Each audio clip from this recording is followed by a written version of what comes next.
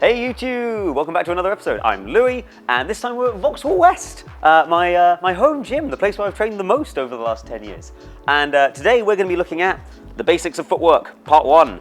Now I know you might be thinking, footwork from Captain Cutloose, but actually I've practiced more than anybody else to get better with my feet, and now I'm Captain keeps his feet on most of the time, so I've learned quite a lot, and I'm going to share it with you today. So part 1, we're just going to look at the absolute basics.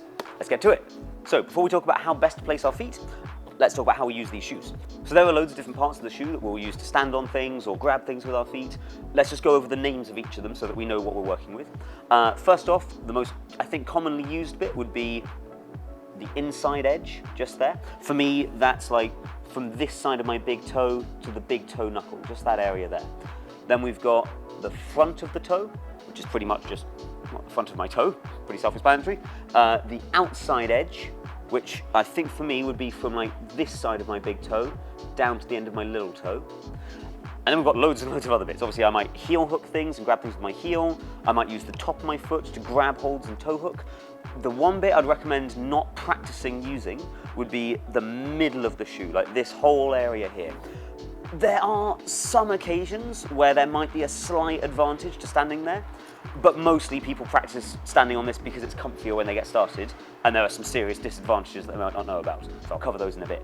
So as I said, no individual part of the shoe is right or wrong to stand on, they're just more or less appropriate at different times. So having any preference of which part of the shoe you most like to stand on might mean that you're then just making bad choices for some types of foothold. So it's really, really good to practice getting used to all of those different parts of the shoe. I'd recommend just getting on the traversal when you're warming up and doing laps of only using the inside edge, only using the outside edge, only using the front. Try having your feet only facing to the left, only facing to the right, only stepping through, only switching feet. And then also practicing heel hooks, toe hooks. Like I say, getting used to them in your warm-up is a really, really good method to make them more comfortable for later. So the only part of the shoe that I'd recommend not practicing using is that middle arch of the foot that I showed earlier. So I'll show you why very quickly, because it is really natural to want to place that part of the shoe on the holds when you get started, because it's the strongest part of the foot.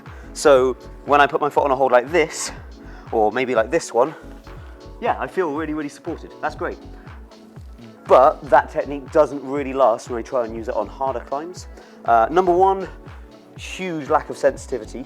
If I try to place the middle of my foot on this one, I actually don't think I can even, I just go straight past it. I can't even get it on that one. But even if it works on bigger holds, like this one that we looked at earlier, yeah, I can put my foot down on it and it feels okay.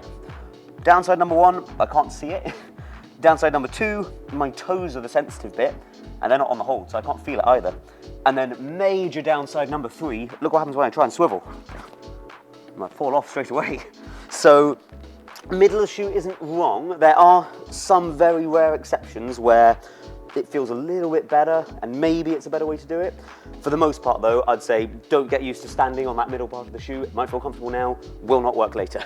So now that we've talked about all the different parts of the shoe, let's talk about how to use them at their best. Now, the shoes are covered in sticky rubber, and the aim is to get as much pressure on the footholds as you can. Now that's a combination of trying to get as much surface area, for the most part, I'll cover an exception to that in a minute, trying to get as much surface area with that rubber as you can, but also trying to get it to match the angle of pressure that you're applying to the foothold. So let's look at a couple of examples. This foothold over here. So when the foothold is rounded like this, probably your best bet is to keep your heel nice and low so that you can apply loads of pressure that way into the hold. I get loads and loads of surface area. As long as I keep the heel low, that works really, really nicely. And I'm trying to apply pressure that way into the hold. But if we have a look at a hold like this one,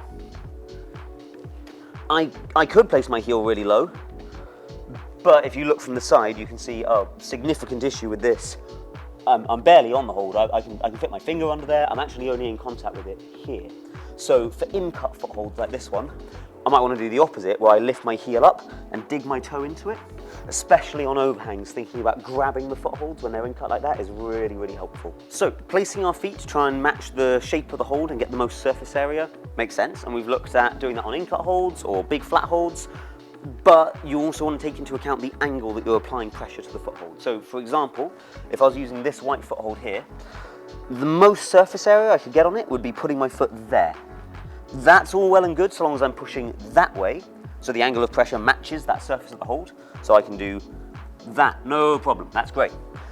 But if I wanted to push the foothold that way, then I think the angle of pressure I'm applying, doesn't quite match the shape of the hold.